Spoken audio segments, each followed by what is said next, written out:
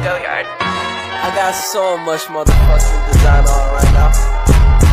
Break it down, bring it back, make it clap. I got 3 old thoughts, new block, word at bitches on my line. Dalam buku Sutarni dan Soekardi tahun 2008, paragraf narasi merupakan jenis paragraf yang menceritakan tentang suatu peristiwa atau kejadian dalam kesatuan waktu tertentu dengan mengadakan perbuatan aktif pada para tokohnya. Sedangkan paragraf deskripsi merupakan jenis paragraf yang bertujuan untuk memaparkan kesan atau impresi kepada pembaca terhadap suatu objek, tempat, atau peristiwa yang ingin dibahas oleh penulis. Adapun perbedaan teks narasi dan deskripsi, yang pertama adalah bentuk penceritaan. 2. Model cerita. Teks narasi, penulis mengisahkan tentang suatu topik yang memiliki subjek atau perilaku. Oleh karena itu, ada aktivitas atau perbuatan yang menimbulkan sebab akibat.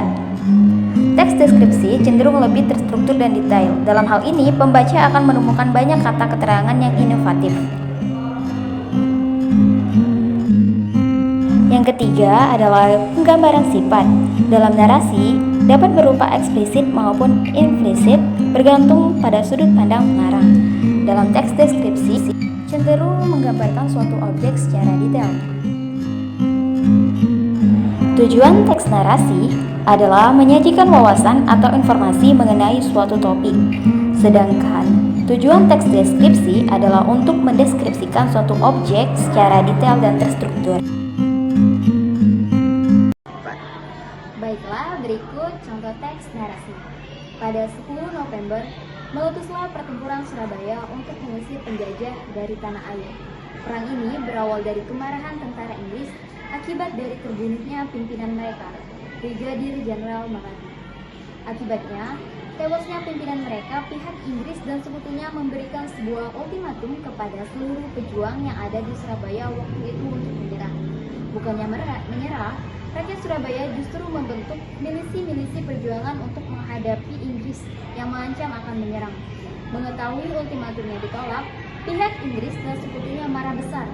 Pada tanggal 10 November pagi, mereka melancarkan serangan besar-besaran melalui darat, laut, dan udara dengan mengerahkan sekitar 30.000 infanteri, sejumlah pesawat terbang, tank, dan kapal terbang. Kota Surabaya diserang habis-habisan oleh pihak sekutu. Seluruh pejuang dan rakyat Surabaya turun ke jalan untuk melakukan perlawanan. Semangat juang para pahlawan waktu itu muncul berkat seorang pemuda yang bernama Bung Tomo.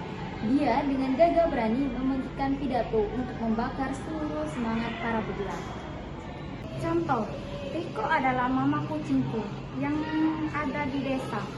Riko adalah seekor kucing kampung yang telah lama aku temukan di selokan dekat sungai saat aku hendak berangkat les.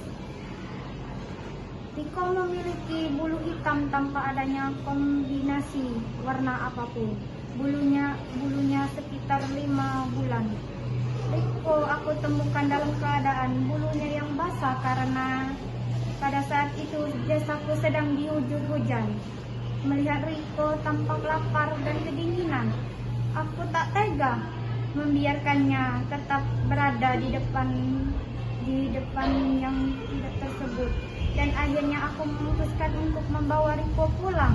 Tak heran lagi, setelah beberapa hari Riko aku rawat, dia berubah menjadi seekor kucing yang tangkas dan sayang.